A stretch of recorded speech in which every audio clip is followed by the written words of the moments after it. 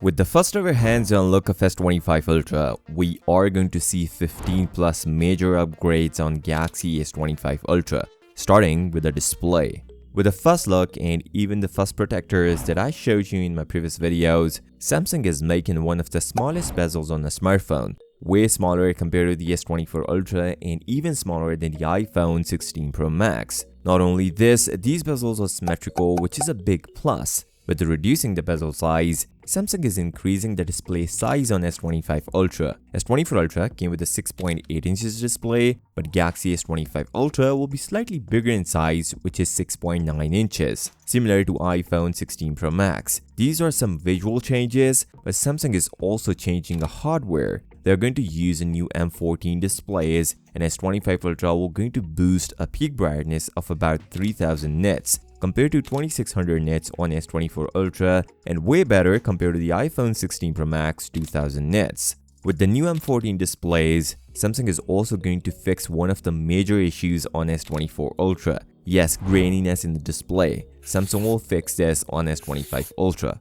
a major step up from the S24 Ultra. The durability is also going to improve, and we are expecting the anti-reflective coating on S25 Ultra. Before moving on other major upgrades, Samsung is offering big deals on Tab S10 and Tab S10 Ultra up to $800 trade-in value, which you can avail from a prior listed here. Now, the design is make or break decision for most of the people. Some people like square design and some like rounded, but this time Samsung shifted towards a rounded design on S25 Ultra. Not only edges, but Samsung is also going to change the sides on S25 Ultra. They're a bit more flat compared to the S24 Ultra. Meanwhile, people would hate this, but Samsung is also going to change the camera design on S25 Ultra. Yes, the camera lenses will look similar to the Galaxy Z Fold 6 and not like the S24 Ultra. This is a confirmed news from Ice Universe, although you shouldn't expect the exact same design, but the overall design would be similar. Speaking of the cameras, Samsung is going to change the cameras on S25 Ultra. The big change would be ultra-wide sensor, going from 12 megapixel on S24 Ultra to 50 megapixel on S25 Ultra, but other camera lenses would remain the same. But the important thing is, Samsung is going to improve the video performance on S25 Ultra. Not just this, they'll also optimize the cameras on S25 Ultra compared to the S24 Ultra. So we don't need new sensors if Samsung better optimize them on S25 Ultra.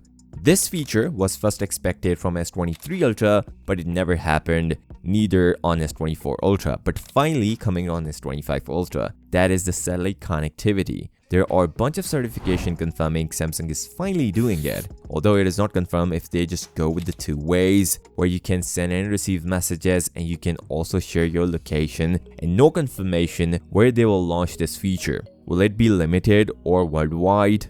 I would say the most noticeable change in performance we can see next year with the S25 Ultra. Samsung is beating Apple with big margins. Samsung is far better this time in multi-core score with the Snapdragon 8 Gen 4, or they may rebrand this processor as Snapdragon 8 Elite. Also, Samsung finally putting a 16 GB of RAM in S25 Ultra. So there is no lack in performance, but I'm sure there will be lack in performance if we talk about the battery life. The last one in the list is the One UI 7. Yes, the software will be exclusive to S25 series, and there's a good reason. They are going all-rounded with the S25 Ultra, and same goes with the software. And there are a bunch of new features coming in the One UI 7, which you can check in my One UI video. Remember, if you like S24 Ultra boxier design, you can get big deals right now, which you can check from a prior listed in this video. On this note, if you find value from this video, then give this video a thumbs up and subscribe to the channel.